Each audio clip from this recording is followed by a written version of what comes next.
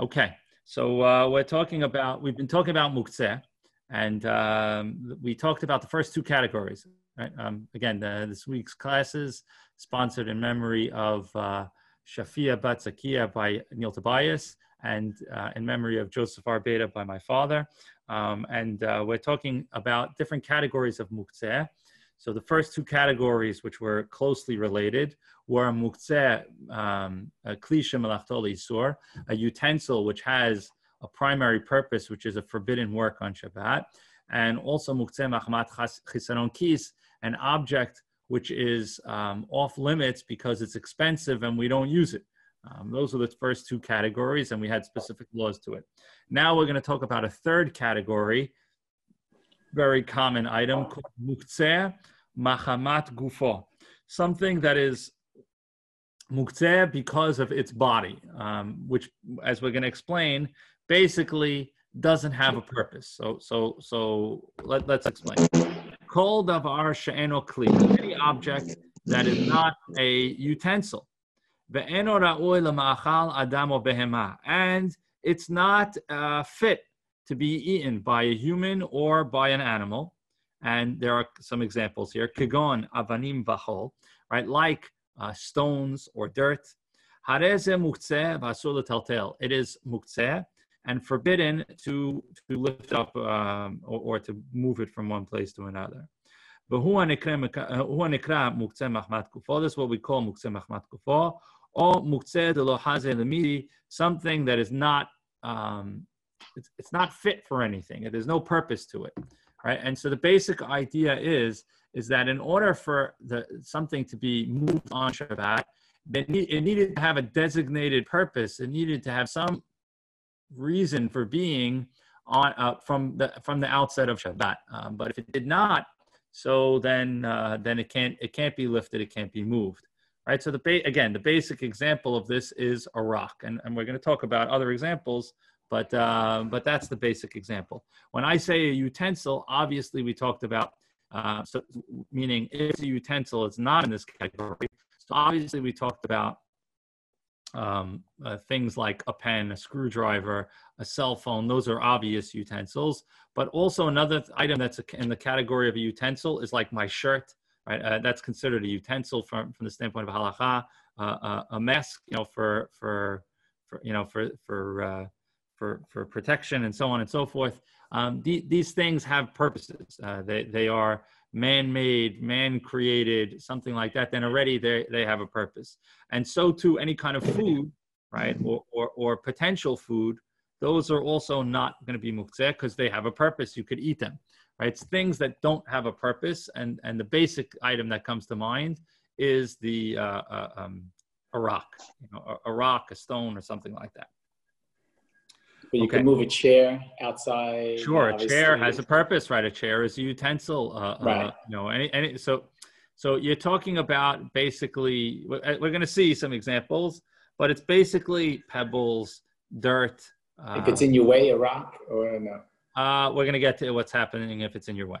Okay, so let's go through it. You ready? Atzmot uklipot she'enam re'uim lemachal behema. It says if you have certain bones or certain shells of food that are, if they are not something that an animal would eat, right? We wouldn't eat those things, right? But sometimes an animal would eat those things.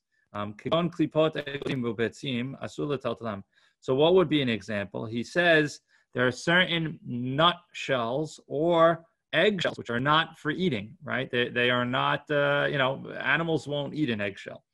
Or a bone which even a dog wouldn't chew on if it's too hot, if it's too hard, excuse me. He says, but if there's any meat on the bone or anything like that, then of course not a problem, right? So we're talking about like really old bones, or something like that. So that's what we're saying would be muktzeh. Eggshells would be muktzeh, which we're going to talk about. What if you had a hard-boiled egg, right? So he says like this: Atzmot sheyesh bahem moach enam muktzim, va'afilu k'sha'etzem makif hamoach ve'en hamoach nir'a klal. He says, if, we don't really do this too often, but I do know some people who do. If a bone has any marrow in it, right? There's people that like to eat the marrow out of the bones. It's not something that is in our culture for the most part, but I do know some people that do like to do that. So it's no problem. That bone is not muktzeh. He says, he says, okay, so let's say now you have on your table some shells or bones that are now no longer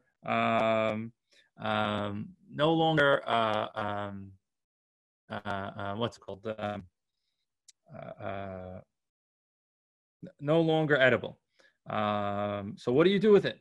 So he says, you have to turn the table or and then they'll fall off the table, right?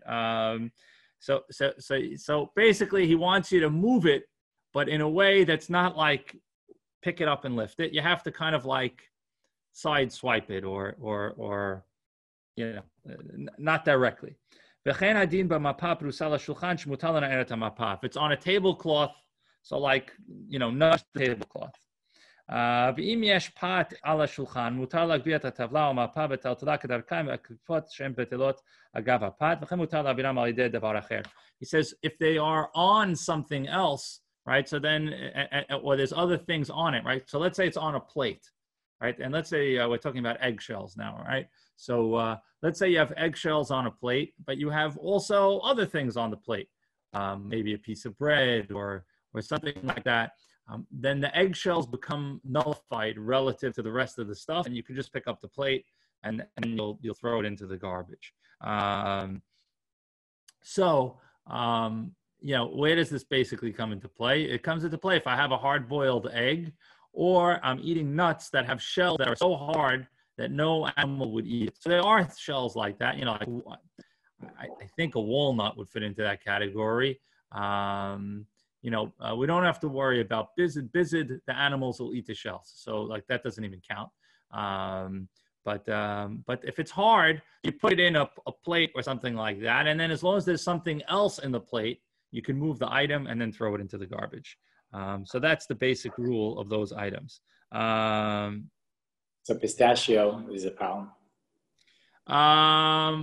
Yeah, I guess so. So I don't know if animals would eat pistachio shells. I'm not sure. Those look pretty hard. So he says the best thing to do is to leave them in a plate, and then take the plate and spill it into the garbage. And he says if you want to be extra careful, put something else in the plate so that you can move the plate, and then that's fine. Right, as we said, he repeats this. I'm not sure why he has to repeat it again. He says, but if an animal would eat the item, then you don't have to worry at all. He says dates, right? Dates have the pit in the middle, right? And if you ever eat dates, right? So what do? You eat the outside, and then now you have the pit. The pit is worthless, right? So he says not a problem. He says pits. He says animals could eat the date pits, so not a problem.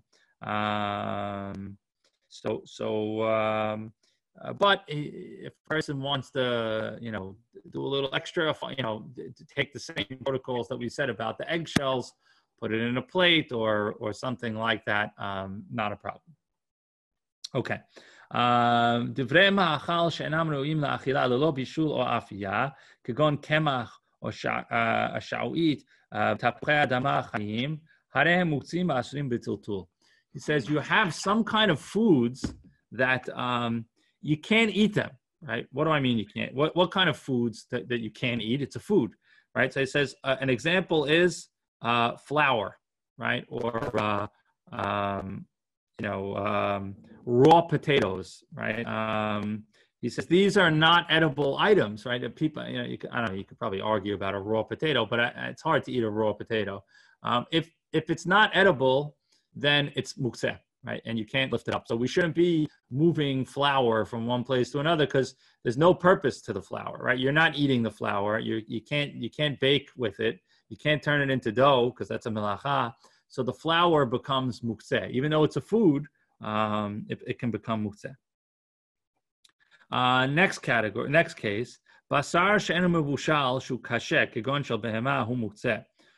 He says meat could be in this category, right? If you have a raw meat and it's not an edible raw meat, because some raw meat is edible.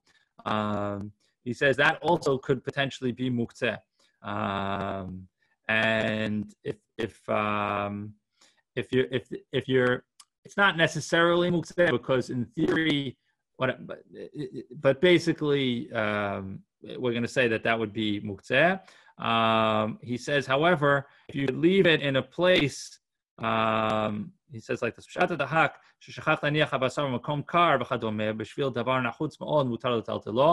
he says, so if it needs to get into a freezer, otherwise it'll go to waste. He actually says you can move it to put it in the freezer because you don't want it to go to waste. He says chicken meat you can move in order to put in the freezer as well. He says if you have frozen meat, right? So if you have frozen meat, it's kind of the same problem, unless if you're able to take it out of the freezer and put it on a blech, then that's fine, and then it'll be okay. What he's talking about is, let's say you have meat in a freezer that you're not going to cook, right, because it's frozen solid, and now the freezer breaks, right? Can you move it into another freezer? And the answer is, yeah, you can move that into the other freezer as well. Okay, next case, a salted fish, right? He says a salted fish, you could take it and move it, no problem. He says, but if you have a fish that's not salted and not cooked, right, a raw fish, right, you can't, because there's no purpose to it. It's not ready to be eaten, unless, of course, you're going to feed it to animals, right, which you could do, and then it would be fine.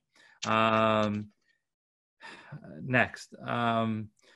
So certain medicines are not able to be taken. If you're not allowed to take the medicine, then it's Muktzeh. So you have to really ask yourself, what is this medicine and can I take it? And that's going to go to a different issue, which is what medicines can we take or not take? So we have to go to that. I don't remember if we talked about that. It would have been a while ago. I think it's something that we're going to get to at the end of the book. But what happens in medicinal situations? So if it's something that's not something that I'm allowed to take on Shabbat, then I can't move it. I can't. It's like Muktzeh Machmat Gufo. It has no purpose on Shabbat. So you wouldn't be able to move that medicine. So what would be in that category? I'll give you something that would be in that category. I'm pretty sure, right? Would be a Bnei type of medicine, a muscle relaxant or something like that. It's not a it's not a save your life type medicine. So then it's not, it would be something that you can't use. And then it would be Muktzeh. So the question is, the question that's on, should be on your mind is aspirin or Tylenol or Advil. Can I move that? And that is a good question, because in a lot of circumstances, we're not allowed to take those medicines. You're only allowed to take that medicine if the headache is severe enough that you need to lie down, right? But if it's just a light headache, and you don't need to lie down, you don't need to take that medicine, and you can't take that medicine. And then the medicine is not movable. So if what would be the halacha in terms of Muktzeh? Again, an Advil, a Tylenol, an aspirin, if you get migraines, if you get strong headaches, then those things, then they're usable. So I think that it's not Muktzeh because there are situations where you would use it. What about vitamins, Rabbi?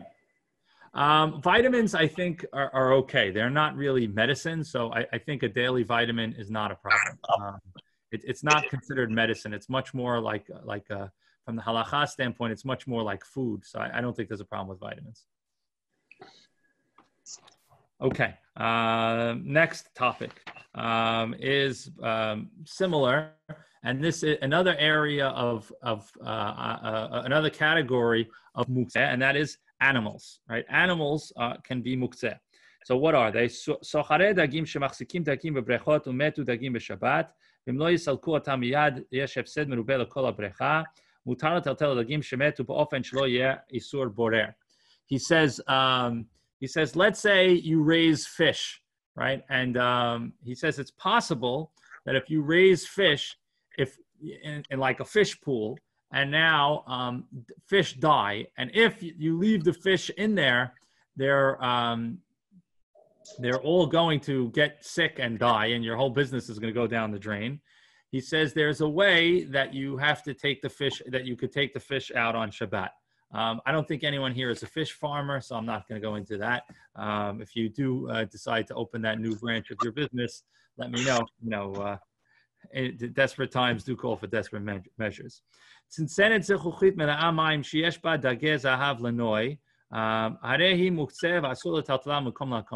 says if you have like an aquarium, you can't move the aquarium. I don't know that anyone can move an aquarium anyway, but like a fish bowl also, you shouldn't move the fish bowl. It's muktzeh. Or a bird cage, or a parrot or something like that. These are not allowed to move. You're not allowed to move them. He says, but if the bird is in like a spot that is very sunny or hot or too cold, and it'll die or it'll be in great discomfort, in order to save the animal from the discomfort, you can move the cage or the fish bowl or whatever it may be. Okay. You're not allowed to lift up an animal, whether it be a domesticated animal, a wild animal, a bird. He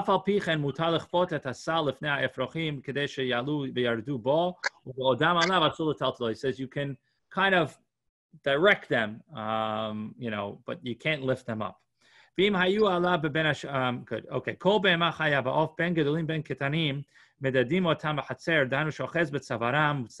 So you could like pull it by the leash, yank it by its ear or whatever in order to get it to go where it needs to go. As long as you don't lift it up, right? You shouldn't lift it up off the ground because they are muktzeh.